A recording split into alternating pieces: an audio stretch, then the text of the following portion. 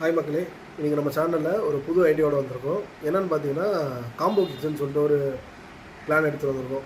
என்னென்னா, டெய்லியும் வந்து பார்த்திங்கன்னா நிறைய பேர் வீட்டில் என்ன குழம்பு செய்கிறதுன்னு தெரியாமல் இருப்பாங்க, இல்லை என்ன சைடிஷ் செய்கிறதுன்னு தெரியாமல் இருப்பாங்க. ஸோ அதை ஒரு சாட்டிஸ்ஃபை பண்ண மாதிரி டெய்லியும் எங்கள் வீட்டில் மேட்டு ஒரு குழம்பு அதுக்கேற்ற சைடிஷ் வந்து செய்யலான் இருக்கோம். இந்த வீடியோ உங்களுக்கு பிடிச்சிருந்ததுன்னா கண்டிப்பாக மறக்காமல் லைக் பண்ணுங்கள், சப்போர்ட் பண்ணுங்கள், சப்ஸ்கிரைப் பண்ணுங்கள். ஸோ இந்த வீடியோ பார்த்து டெய்லி நீங்களும் ஹாப்பி ஆகலாம், நாங்கள் நீங்கள் பண்ணுற லைக்கும் சப்ஸ்கிரைப் பண்ணி நாங்களும் ஹாப்பி ஆகும். அந்த வரிசையில் இன்றைக்கி நம்ம என்ன பார்க்க போகிறோன்னா, உருண்டை குழம்பும் அதுக்கு ஏற்ற சைடிஷ் வந்து பகோடா, காலிஃப்ளவர் பகோடாவும் பண்ணலான் இருக்கோம். வாங்க அதை எப்படி செய்ய பார்க்கலாம். சூப்பராக இருக்கும், நீங்களும் வீட்டில் ட்ரை பண்ணி பாருங்கள். மக்களே, இப்போ வந்து காலிஃப்ளவர் பகோடா செய்ய போகிறாங்க. ஃபஸ்ட்டு அதை வெட்டிக்கலாம்.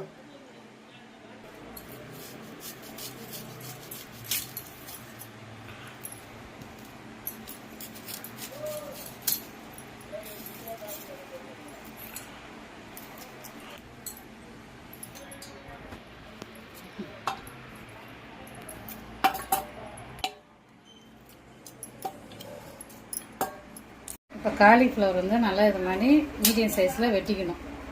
வெட்டி இதை வந்து சுடு தண்ணி போட்டு கழுவி எடுத்துக்கலாம். எடுத்துகிட்டு என்னென்ன மசாலா போடுறேன்னு நான் காட்டுறேன்.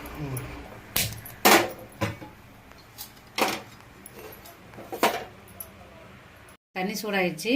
இப்போ நம்ம காலிஃப்ளவர் போடணும். இதை நல்லா அப்படியே சுடு தண்ணியில் நல்லா கிளறி விட்டுருங்க. கிளறி விட்டுங்க. ஏன்னா இதில் சின்ன சின்ன பூச்சி புழுவெலாம் இருக்கும், அதெல்லாம் நல்லா அதுக்கு தான் நம்ம க்ளீன் பண்ணுறோம். கண்ணுக்கு தெரியாது தான். ஆமாம், சின்ன சின்ன பூச்சி கீச்சி அப்படி இருந்துச்சுன்னா செத்துரும். அதனால தான் நம்ம அப்படி பண்ணுறோம். இப்போ லைட்டாக அப்படி பண்ணிட்டு நம்ம எடுத்துடலாம். ரொம்பலாம் சுத்தனை போட்டு வேக வைக்கக்கூடாது, அதோட சத்து போயிடும். அதுக்கப்புறம் இப்போ திருப்பி இதை வந்து நல்ல தண்ணியில் அலசணும். அலசி க்ளீன் பண்ணணும். திருப்பி இன்னொரு தட்டி நல்ல தண்ணியில் கழுவி வாஷ் பண்ணி வச்சாச்சு. இப்போ இதுக்கு என்னென்ன மசாலா போடலான்னு பார்க்கலாம். சரி, இப்போ நம்ம வந்து தனி மிளகாத்தூள் கொஞ்சம் போட்டுக்கலாம்.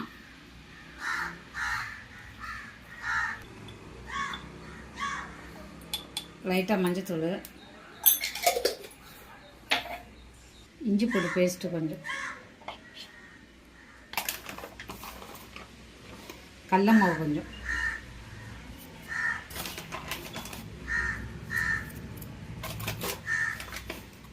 அரிசி மாவு கொஞ்சம்,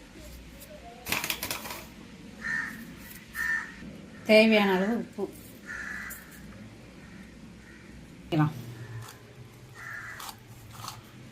இப்போ எல்லாத்தையும் மிக்ஸ் பண்ணுறீங்களா? ஆமாம்.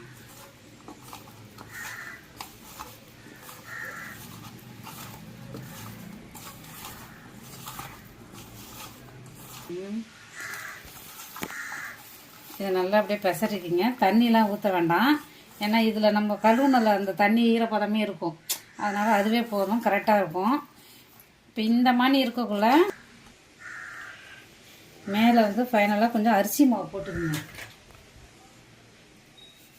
ஏன்னா அப்போ தான் அந்த மசாலா வந்து ஃபுல்லாகவே அதில் ஒட்டிக்கும்.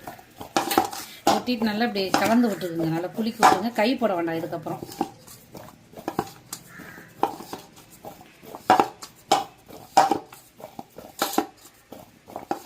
ரெடி பண்ணிக்கிங்க. லாஸ்ட்டில் நல்லா அரிசி மாவு போட்டு நல்லா கலந்து விட்டு இந்த மாதிரி பண்ணிக்கிங்க. பொரிச்சு எடுத்திங்கன்னா செம்மையாக மொறுமொறுன்னு இருக்கும். பார்ப்போம்.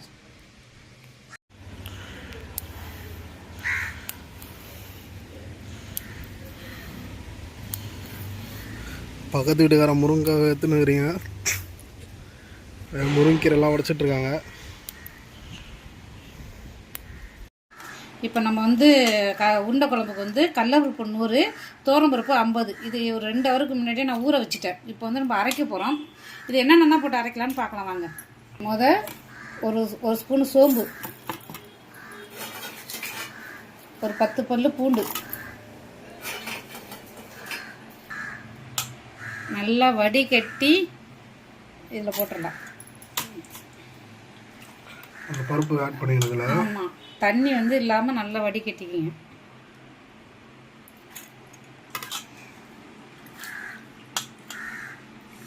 நம்ம மசால் வடைக்கு அரைக்கிற மாதிரி குறை குறைன்னு அரைச்சி எடுத்துக்கணும்.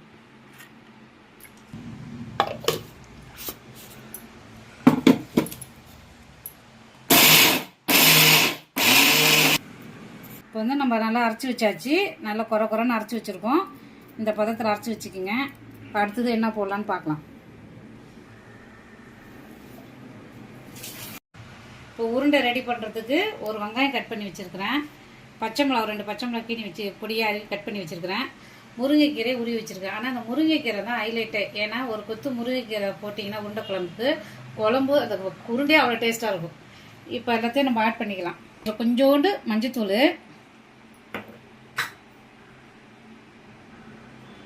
இதுக்கு தேவையான உப்பு கொஞ்சம் போட்டுக்கலாம்.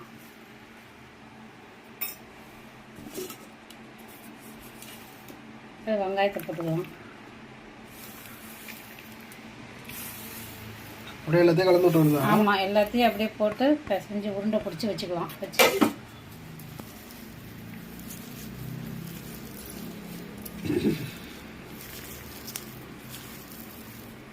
இந்த மெத்தடில் செஞ்சு பாருங்கள், நல்லாயிருக்கும். இப்போ இந்த அளவுக்கு நல்லா மிக்ஸ் பண்ணிக்கணும். மிக்ஸ் பண்ணிட்டு உங்களுக்கு ஏற்ற மாதிரி ரவுண்டாக உருண்டையாக பிடிச்சி வச்சுங்க. மணி உருண்டையாக பிடிச்சி வச்சுக்கோங்க.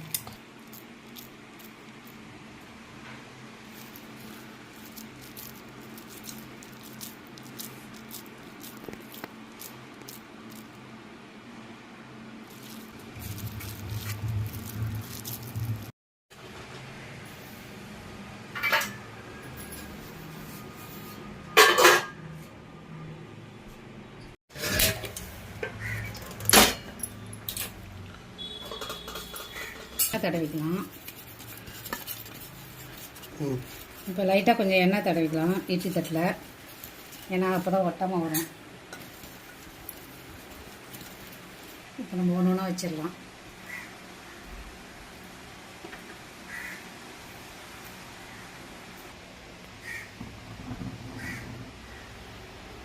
இப்போ மூடி போட்டுக்கலாம்.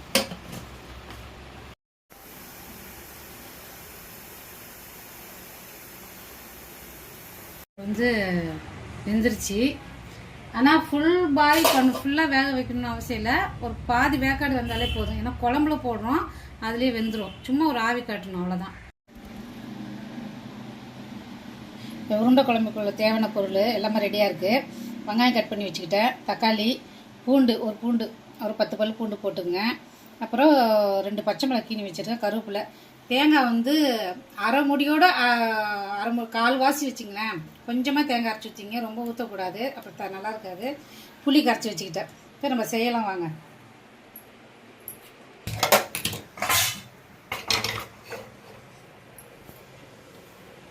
இப்போ தேவையான எண்ணெய் ஊற்றிக்கலாம். எண்ணெய் காஞ்சிச்சு, கொஞ்சம் வெந்தயம் போட்டுக்கலாம். நல்லா செவந்து வந்தோடனே பூண்டு தட்டி வச்சு பூண்டு போட்டுக்கலாம்.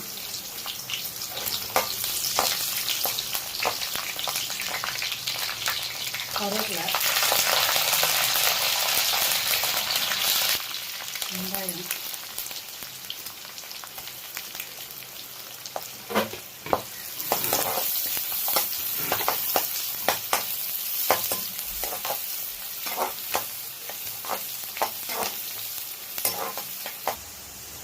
இப்போ வெங்காயம் நல்லா புரிஞ்சிருச்சு. இப்போ பச்சை மிளகும் தக்காளியும் போட்டுக்கலாம்.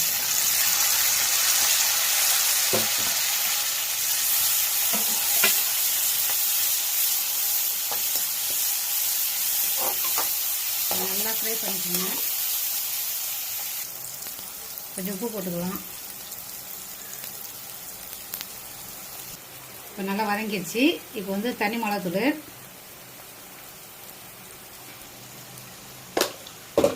தனியாத்தூள் போட்டுருக்கீங்க, மஞ்சத்தூள்,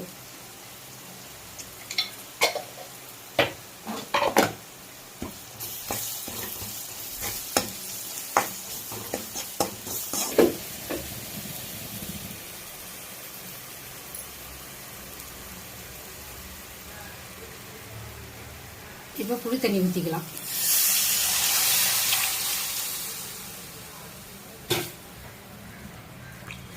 குழம்பு வந்து கொஞ்சம் தண்ணியாக வைங்க, ஏன்னா உருண்டை போட்டோன்னா நல்லா திக்காயிடும். அதனால் தண்ணியாக வச்சிங்கன்னா தான் குழம்பு உருண்டை போட்ட பிறகு கரெக்டாக இருக்கும், பதம் கரெக்டாக இருக்கும். இப்போ கொஞ்சம் தேங்காய் அரைச்சி ஊற்றுனதை ஊற்றிக்கலாம்.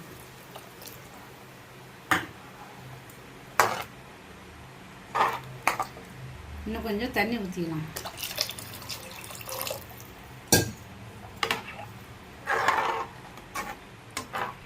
இப்போ கொதி வந்த பிறகு நம்ம உருண்டையை போட்டுக்கலாம். இப்போ மூடி வச்சிடலாம்.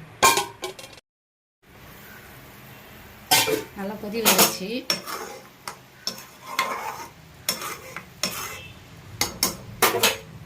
இந்த ஸ்டேஜில் வந்து கொஞ்சோண்டு மிளகுத்தூள் போட்டுக்கலாம்.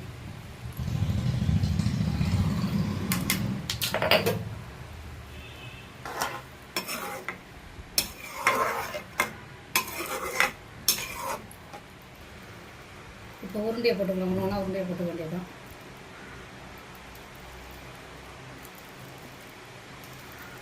இப்போ வந்து இன்னும் ஒரு கொதி வந்த பிறகு நம்ம இறக்கலாம். அவ்வளோதான், ரெடி ஆச்சு.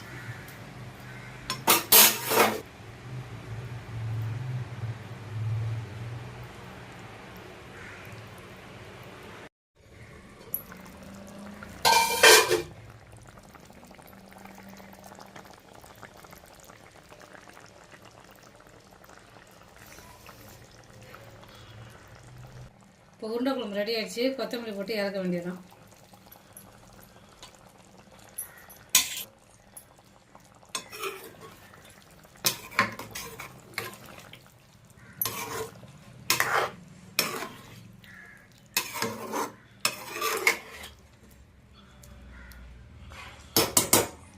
நீங்களே ட்ரை பண்ணி பாருங்கள். பிடிச்சிருந்தா லைக் பண்ணுங்கள். காலிஃப்ளவர் பகோடா பொரிக்கிறதுக்கு தேவையான எண்ணெய் ஊற்றிக்கலாம்.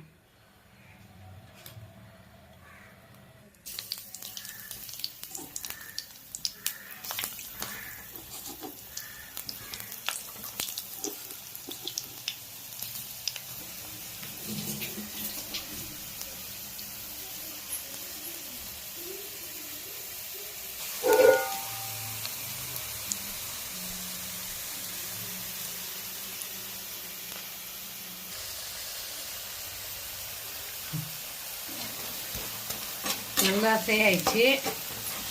இப்போ நம்ம எடுத்துக்கிறோம்.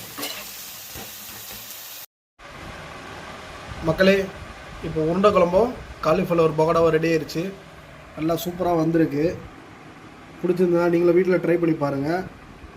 லைக் பண்ணுங்கள், கமெண்ட்ஸ் பண்ணுங்கள், சப்ஸ்கிரைப் பண்ணுங்கள். பக்காவாக இருக்குது. இனிமேட்டு உங்களுக்கு டெய்லியும் ஒரு வீடியோ கண்டென்ட் வரும். பார்த்து என்ஜாய் பண்ணுங்கள்.